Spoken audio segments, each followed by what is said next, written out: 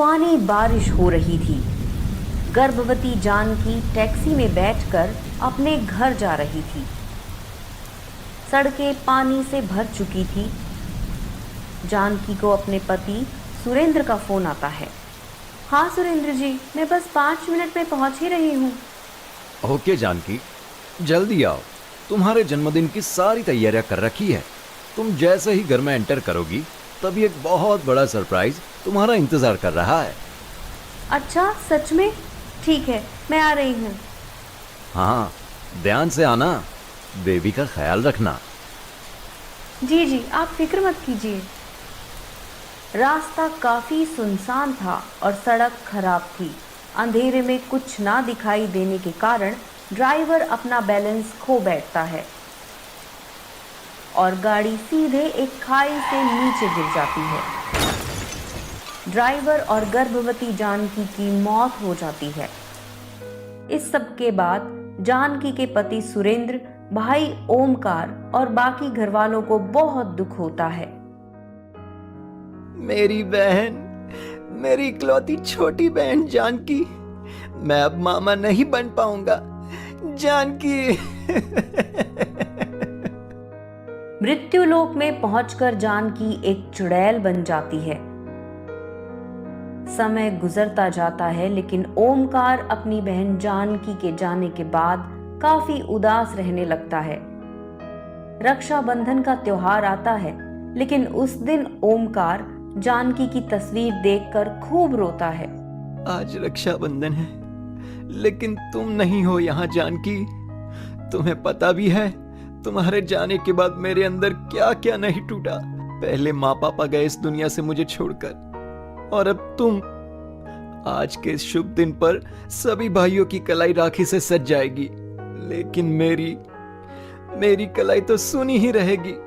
मुझे वो हर साल याद है। एक दिन तुमने मेरे लिए गुलाब जामुन बनाए थे रक्षाबंधन पर, और उसमें चीनी की जगह नमक मिला दिया था। किस्मत क्यों ऐसा करती है हमारे साथ?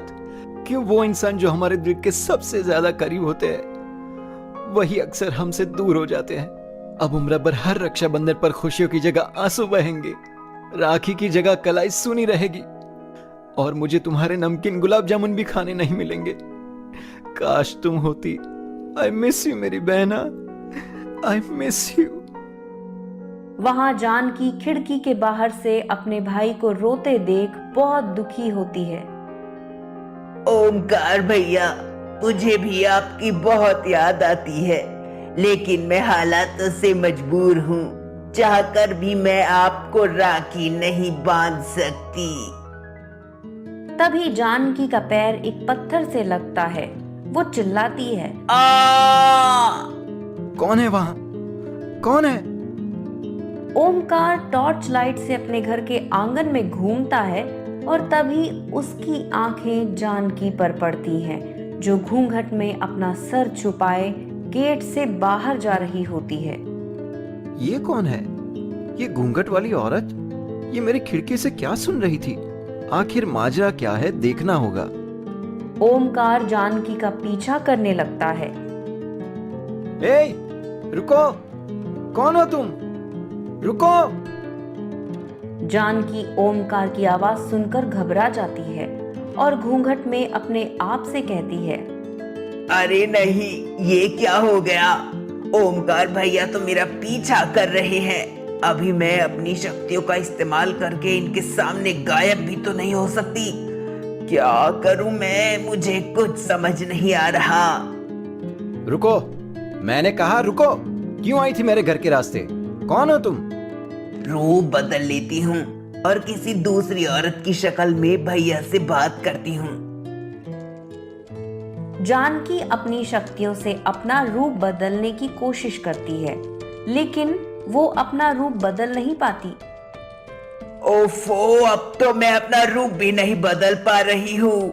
यहाँ पास में ही एक बहुत बड़ा मंदिर है, शायद उसी की वजह से ऐसा हो रहा है और मैं अपनी शक्तियों का इस्तेमाल नहीं कर पा रही हूँ। ओमकार दौड़ दौड़ कर आखिरकार जानकी तक पहुंच ही जाता है और वो उसका घूंघट उठाकर देखता है कि वो उसकी बहन जानकी है।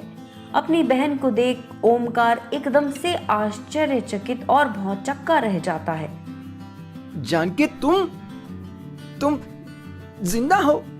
नहीं भैया, मैं एक चुड़ैल बन चुकी हूँ और आज राखी के दिन मुझे आपकी बहुत याद आ रही थी, इसीलिए आपका चेहरा देखने आई थी। दूर से ही सही, मन और दिल को राहत मिलती। जानकी, ये क्या हो गया? ये देखिए, ये राखी मैंने खास आपके लिए बनाई है भैया, वो भी पूरी लगन से। आपको हरा रंग पसंद है ना? चलिए, अब मिल ही गए हैं तो रक्षाबंधन भी मना लेते हैं। हाँ, तरस गया था मैं इस दिन के लिए। गर्भवती चुड़ैल जानकी अपने भाई ओमकार की कलाई पे राखी बांधती है और उसकी आरती उतारती है पास के एक दिए से। भैया, मुझे अभी फिर से मृत्यु लोक जाना होगा। इंसानी दुनिया में गर्भवती चुड़ैल ज्यादा देर नहीं रुक सकती। ये मृत्यु लोक के नियमों के खिलाफ है। मुझे जाना होगा। नहीं जानकी, थोड़ी देर और रुक जाओ ना। मैं सुरेंद्र जीजू से और बाकी घर वालों से भी कहता हूँ, उनसे भी मिलकर जाओ। नहीं, अगर चांद की रोशनी मुझ पर पड़ी तो मैं हमेशा हमेशा के लिए मृत्यु लोक में ही कैद हो जाऊंगी और फिर इंसानी दुनिया में नहीं आ पाऊंगी। इसलिए मुझे जाना होगा, फिर से आपको मिलने आने की खातिर।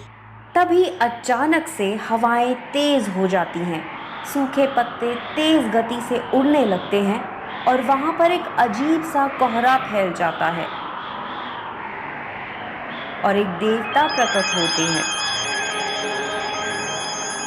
देवता जी, आप? प्रणाम देवता जी। प्रणाम देवता जी। जानकी और ओंकार, तुम दोनों के इस प्यार को देख मुझे देवलोक से धरती लोक आना ही पड़ा।